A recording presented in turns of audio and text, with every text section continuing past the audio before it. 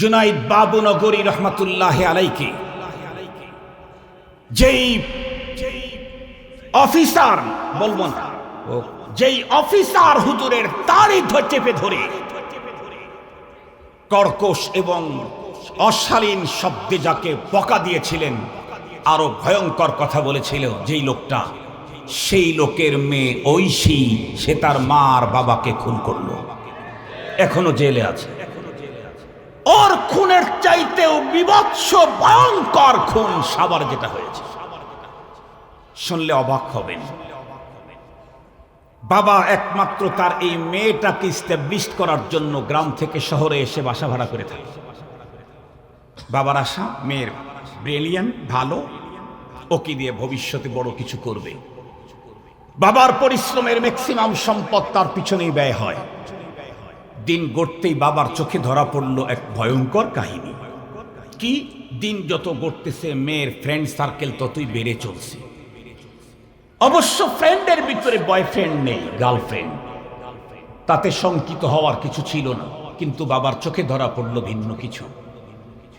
সেটি হলো মেয়ে অন্ধকার জগতের দিকেই এগুচ্ছে, সমকামিতায় লিপ্ত।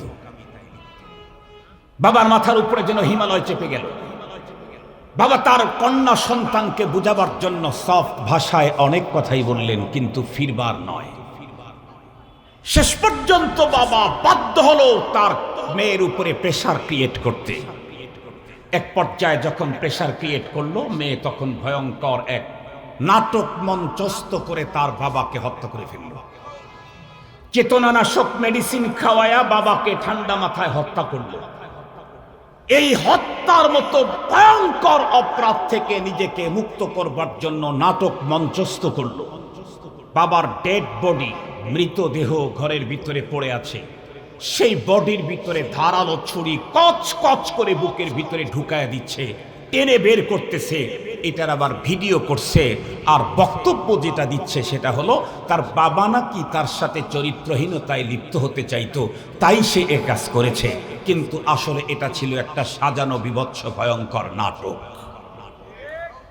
পরবর্তীতে যখন মেয়ের বাবার লাশ যখন উদ্ধার করা হলো, মেয়ে যখন প্রশাসনের হাতে ধরা পড়ল, জিজ্ঞাসাবাদে অকপটে সত্য কথা স্বীকার করলো, আমার বাবা আমার সাথে চরিত্রহীনতায় লিপ্ত হতে চায় নাই, বরং আমার চরিত্র হেফাজতের জন্য হাজার চেষ্টা করেছে, কিন্তু আমি তো ততক্ষণে ওই দিকে একদম চলে গেছি, আমি ওখান থেকে ফিরবার নয়। আমার বাবা যখন আমাকে সমকামিতায় বাধার সৃষ্টি করছে, তখনই আমি দুনিয়াতে মজা নিতে চাইলে তাকে দুনিয়া থেকে মাইনাস করে দিতে হবে, তাই হত্যা করেছি। মুসলমান ভাইরারে আমার কথা ভালো করে বুঝেন, শুধু এতটুকু নয়, দিন যত করতেছে বাংলাদেশের প্রতিটি মানুষের জীবনের নিরাপত্তা ঝুঁকি ততই বাড়তেছে।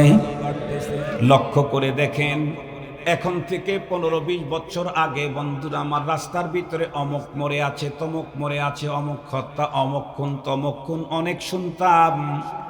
কিন্তু স্বাধীনতার পর থেকে এখন থেকে 15-20 বছর আগ পর্যন্ত কোনোদিন শুনি নাই কোনো মসজিদের ইমাম আর খতিবকে জব করে রেখে দিয়েছে।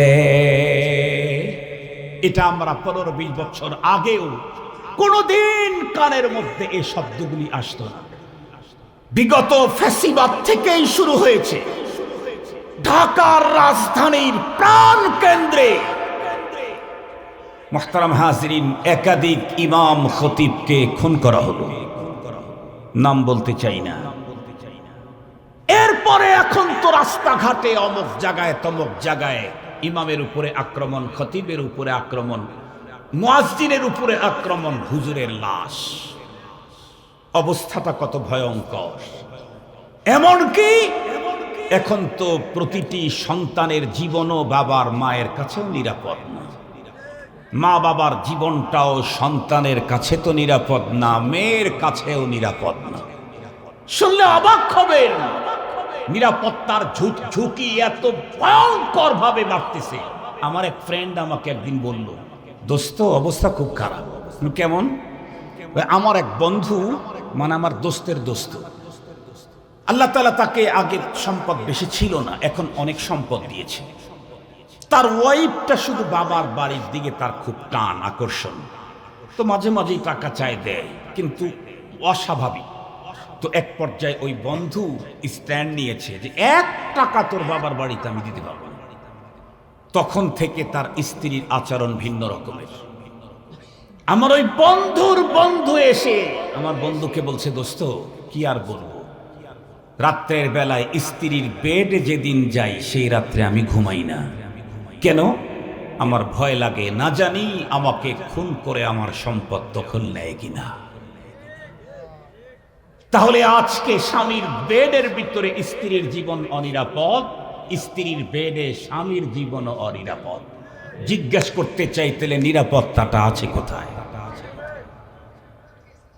মনে মনে ভাবতেছেন এই তো 12 তারিখের পরেই বাংলাদেশ 100% নিরাপত্তার চাদরে ঢেকে যাবে। হ্যাঁ মোহতারাম হাজিরিন, 54 বছরে যেমন ঢাকছে আগামীতে তাই ঢাকবে যদি সিস্টেম চেঞ্জ না হয়। যতক্ষণ পর্যন্ত পদ্ধতি চেঞ্জ না হবে শুধু চেয়ারের ম্যান পাল্টায়া দিয়া কোনো লাভ হবে না। কিছুদিন আগে কিছু মানুষকে গানম্যান দিল না?